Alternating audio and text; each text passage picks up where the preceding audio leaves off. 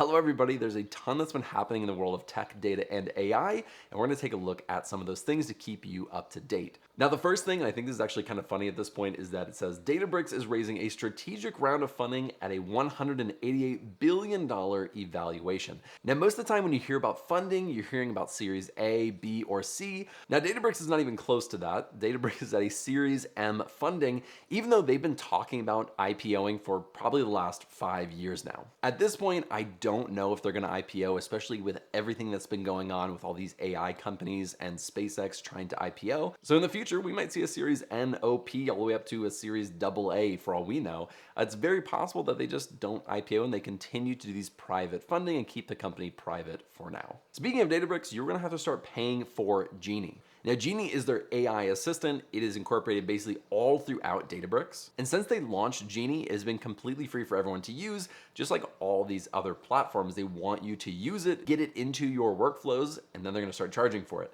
Well, Genie is no longer going to be free. You can see right over here. Beyond your free usage, which is going to shrink over time, I am sure, this is going to be the cost to actually use it. So that includes Genie 1, Genie agents, and Genie codes. So basically anything beyond your free usage, you're going to have to start paying for. It isn't just gonna be a free-for-all where you get everything for free anymore. Speaking of AI, we're gonna talk about Anthropic and OpenAI for just a second.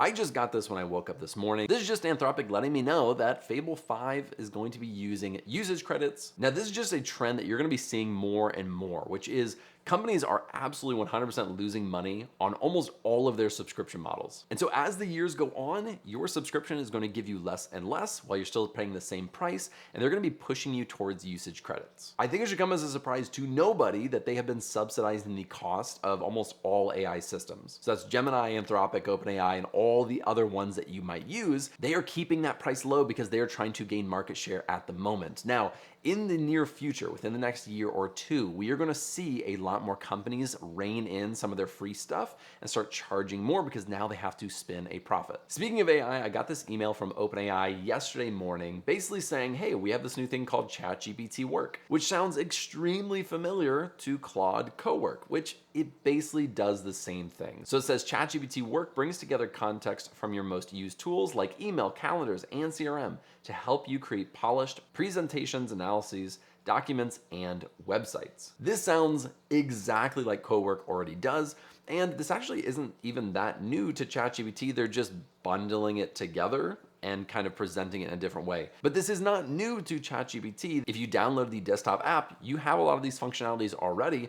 They're just bundling it together and saying, hey, this is a new product. I will leave a link in the description. This is the actual link to kind of their announcement for this. Again, you need to download this on your actual desktop so that you can use it. And this is just a demonstration of, how they're using it and how you can use it. Again, it's not that different than what they already have. They're just kind of packaging it in a different way. The next thing that we're looking at is Tableau. Now, I've been using Tableau for a long time. I've also been using Power BI for a long time. I'm going to talk about that in just a second. But Tableau is getting Tableau Next, which is a Tableau agent conversational analytics enhancement. All that means is they're adding a lot of AI into Tableau, which I am personally really fine with. I've been using AI with a lot of different platforms when it comes to actually creating dashboards. I think overall they do a good job. When I get my hands on this and I can actually try it out, I will absolutely give some review of this to see if it's any good. Some platforms have done an amazing job, and I'm like, okay, this gets you, 75% of the way there, 80% of the way there. Some are terrible. And so we're just gonna see how Tableau does it. My guess is because Tableau is so big and they've taken a while to launch this, they've done a really good job, but again, we just don't know. This seems like it's gonna be really similar to Genie and Databricks. And if you've watched any of my videos on how to actually use Genie and Databricks, it's where you can ask questions to it. You can ask it to build dashboards. You can ask it to write code. Now, is it perfect?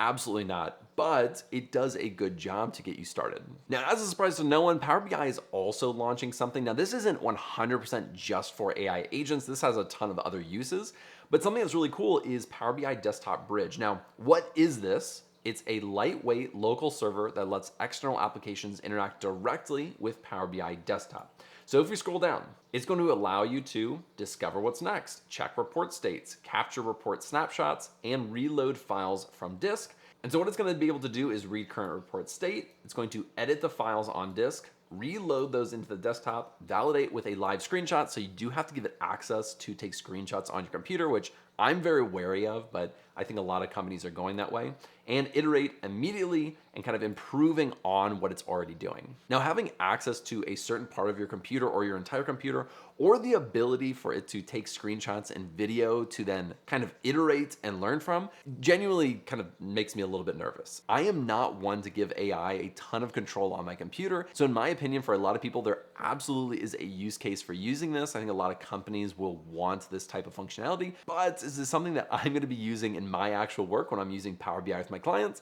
Probably not. And that is all we have for this week. I know that was a lot of AI stuff, but I'm gonna be covering a ton of other topics in future weeks. Thank you guys for watching and staying up to date on everything tech, data, and AI. I will see you next week.